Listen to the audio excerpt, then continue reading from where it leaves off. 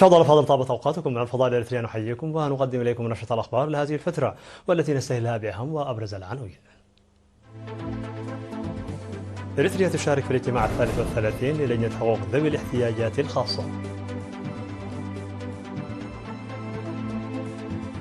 تعيين الدراجة الأولمبي بنيام جرماي سفيرا فخريا. عروض إقليم شمال البحر الأحمر في مهرجان إريتريا 2025 تعكس غنى الإقليم بالموارد البحرية والتراث. لاريجاني يبدأ مهامه الإقليمية من بغداد. واشنطن وبكين تتصادمان في مجلس الأمن بشأن قناة بنما.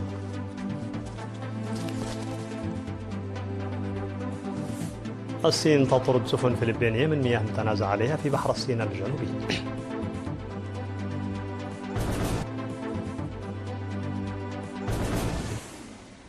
مرحبا بكم من العناوين إلى التفاصيل. ألقى الوفد الإريتري كلمة في الدورة 33 للجنة حقوق ذوي الاحتياجات الخاصة بمدينة جنيف في 11 من أغسطس.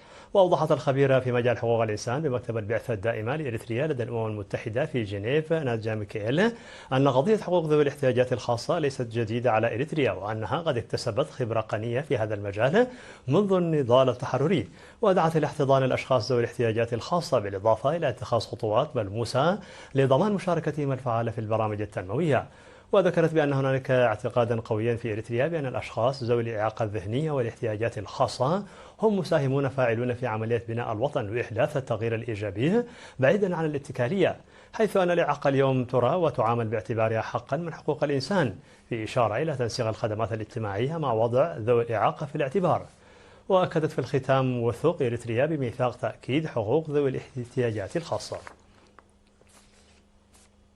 تم تعيين الدراجة الأولمبي بنيام جرماي سفيرا فخريا لبرنامج الأمم المتحدة للتنمية في إريتريا اليوم 12 من أغسطس.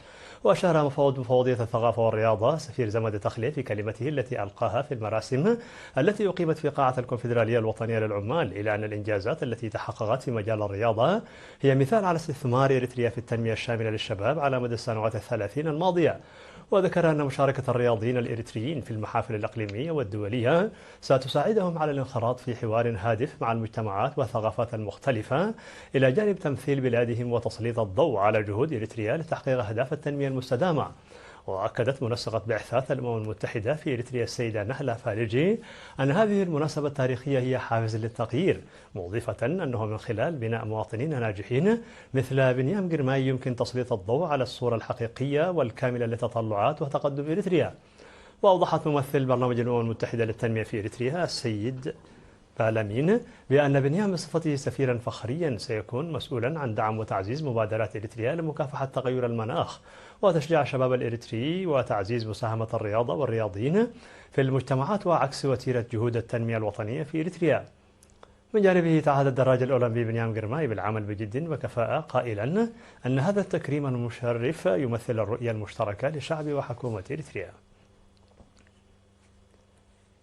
أفادت اللجنة المنظمة لعروض إقليم شمال البحر الأحمر في مهرجان إريتريا 2025 أن الإقليم يقدم محتوى يعكس الموارد البحرية والتقاليد وسبل عيش قوميات التيغري والساهو والعفر والرشايدة والبداويت.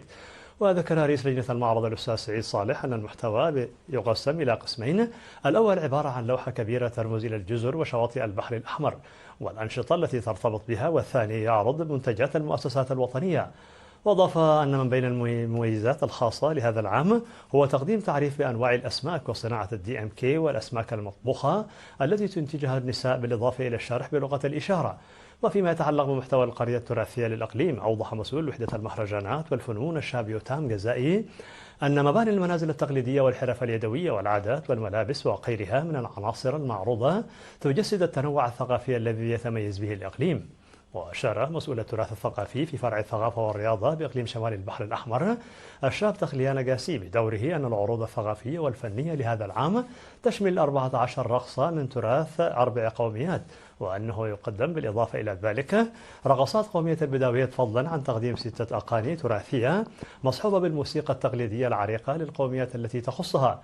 كما يتم تقديم التراث الشفهي لقوميات التيغري والعفر والساهو والرشايدة من خلال أبحاث ودراسات ثقافية استمرت لمدة شهرين بالمديريات المختلفة، حيث تناول هذا التراث أساليب الصيد والزفاف والبطولات التراثية وغيرها من العادات والتقاليد.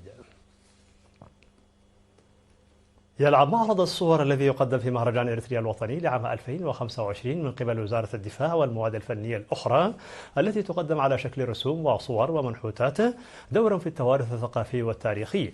وأوضح القائم بأعمال قيادة الترفيه والتوجيه المعنوي بوزارة الدفاع الرائد في سهاية أخلاية أن المعرض يضم 40 صورة فوتوغرافية و23 لوحة و8 منحوتات خشبية تهدف جميعها إلى توريث التاريخ للأجيال، وتعكس الأعمال الفنية برامج التصدي والتنمية بشكل عام ووحدة الشعب والجيش وبطولة الأجيال المتعاقبة وتشييد خزانات المياه الكبرى ومؤسسات الخدمة الاجتماعية والثقافة والتقاليد، بالإضافة إلى إنشاء الطرق الترابية والأسفلتية. هذا وقد قدمت في معرض الصور أيضا أكثر من 40 لوحة لفنانين مخضرمين وجدد في مجال الرسم تهدف جميعها للحفاظ على التاريخ والثقافة. وقال الفنانون الذين أتيحت لهم الفرصة لعرض فنونهم أن تدفق الزوار وردود الفعل البناء التي يتلقونها أمر مشجع ويحفزهم على الاستمرار في المسيرة الفنية. وقال الزوار أن رسالة هذه المعارض ليست سهلة، وحث الجهات المعنية على توسيع فرص إقامتها بشكل منتظم دون أن يقتصر الأمر على المهرجان فقط. أفاد فرع وزارة العمل والرعاية الاجتماعية بالإقليم الأوسط أنه قدم أكثر من 56 مليون نقفة ل 13708 أسرة من أسر الشهداء بشكل دوري في عموم البلاد خلال عام 2024. وأوضح مسؤول وحدة الرعاية الاجتماعية سيد تدروس في السهاية أن عملية دعم أسر الشهداء دوريا يتم تنسيقها مع الشركاء مثل وزارة الدفاع والإدارات ومؤسسة التأمين الوطنية، مشيرا إلى تقديم 2 نقفة تبرع بها مواطنون مقيمون بالمهجر لأسر الشهداء. وأكد أن وزارة العمل والرعاية الاجتماعية تعمل على تعزيز فرص العمل المجتمعي، وبناء على ذلك هنالك جهات معنية بمتابعة شؤون أسر الشهداء والمعاقين في كل إدارة مديرية، داعيا المتبرعين الراغبين في المساهمة التوجه إلى هذه الفروع والتشاور معها. أفادت سلطة الغابات والحياة البرية بأن الجهود متواصلة لإنجاح حملة التنمية الخضراء في الإقليم الأوسط بمشاركة شعبية قوية. وأوضح خبير التشجير في سلطة الغابات والحياة البرية السيد براخي كيداني قرص أكثر من 2,100,000 شتلة من بلزة إلى عد نفاس وميدمنت وبيت قرقيس وحديقة الشهداء، وأشار إلى بناء المدرجات الحوضية في مساحة 435 هكتار وصيانة 210 هكتار من عام 2021 وحتى العام 2024 في هذه المناطق بتضافر جهود عمال الوزارات والاتحادات الوطنية والشركات وحملة الطلاب التنموية. وأوضح بأن الشتول المغروسة من مختلف الأنواع المعدة في مشتل بيت قرقيش تنمو بشكل جيد. استشهد المناضل برهاني قرزقهير في 8 من أغسطس الجاري عن عمر ناهز 85 عاما جراء مرض ألم به. التحق المناضل برهاني إلى جبهة تحرير إريتريا في فبراير من عام 1975 وانضم لاحقا إلى قوات التحرير الشعبية، وظل يخدم البلاد منذ ذلك الحين حتى تاريخ استشهاده.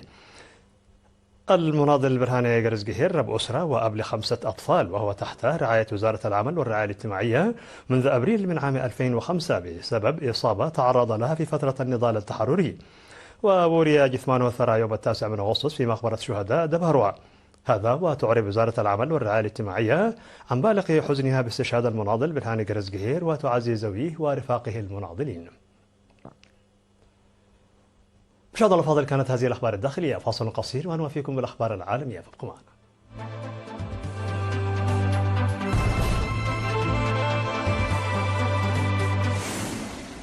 مرحبا بكم على الصعيد العالمي. بدأ أمين عام المجلس القومي الإيراني علي لاریجانی مهامه الإقليمية من بغداد في أول زيارة خارجية منذ عودته إلى تشكيلة أعلى هيئة أمنية إيرانية، ومن المقرر أن يتوجه إلى بيروت في سياق جولة تحمل كثيرا من الرسائل الإقليمية. وفي محطته الأولى أجرى لاریجانی مشاورات مع الرئيس العراقي عبد اللطيف الرشيد ورئيس الوزراء محمد شياع السوداني ومستشار الأمن القومي قاسم الأعرجي، وبحث معهم التعاون الأمني والتطورات الإقليمية. كما وقع مذكرة تفاهم للتنسيق الحدودي بين البلدين اللذين تربطهما اتفاقية أمنية موسعة منذ عامين لضبط الحدود. ونقلت وسائل إعلام إيرانية عن لاریجانی قوله أن العناصر المزعجة والتيارات الإرهابية في المنطقة متحركة وديناميكية، وتتجه الأنظار إلى زيارة لاریجانی إلى بيروت، وذلك بعد انتقادات إيرانية صريحة لقرار الحكومة اللبنانية تجريد حزب الله من سلاحه. شهدت الأمم المتحدة مواجهة بين الولايات المتحدة والصين بشأن قناة بنما، حيث حذرت واشنطن من أن نفوذ بكين على هذا الممر المائي الحيوي قد يهدد التجارة والأمن العالميين، فيما اعتبرت الصين الاتهامات الأمريكية ذريعة للاستيلاء على القناة. وجرت المواجهة خلال اجتماع لمجلس الأمن الدولي أكد فيه رئيس بنما خوسيه راؤول مولينو على حياد القناة وملكية بلاده للممر المائي الذي يربط بين المحيط الأطلسي والمحيط الهادئ. وكان الرئيس الأمريكي دونالد ترامب قد سلط الضوء على قضية بنما قبل فوزه بالانتخابات في نوفمبر الماضي، حين اقترح أن تفكر بلاده في استعادة السيطرة على قناة بنما، متهما بنما بالتفريط في نفوذها لصالح الصين. من جانبه شدد السفير الصيني لدى الأمم المتحدة فو كونج أمام المجلس على أن بنما أدارت القناة باستمرار وبكفاءة، وقدمت إسهامات كبيرة للملاحة والتجارة العالميتين. أعلنت قوات خفر السواحل الصينية عن طرد سفن تابعة لخفر السواحل الفلبينية وسفن خدمات عامة من المياه المحيطة، مؤكدة أن الإجراء يأتي في إطار ممارسة سيادتها وحماية مصالحها البحرية.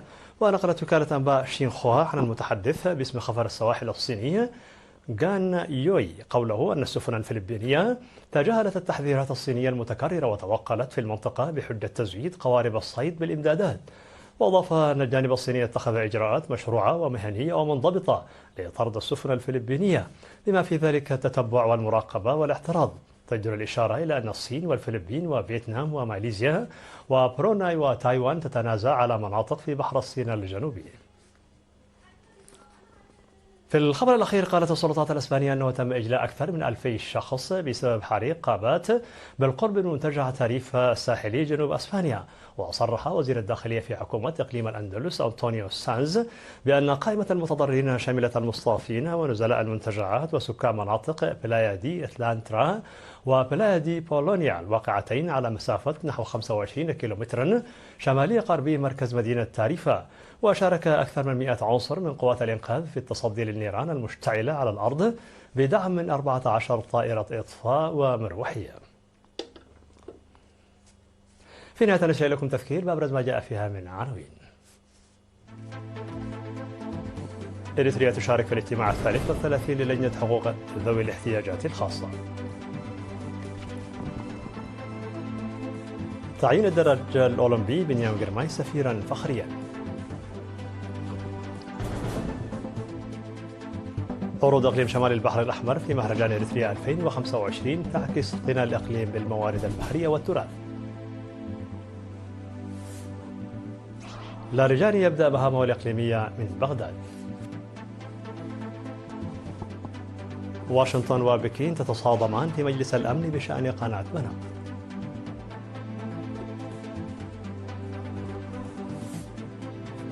الصين تطرد سفن فلبينية من مياه متنازع عليها في بحر الصين الجنوبي.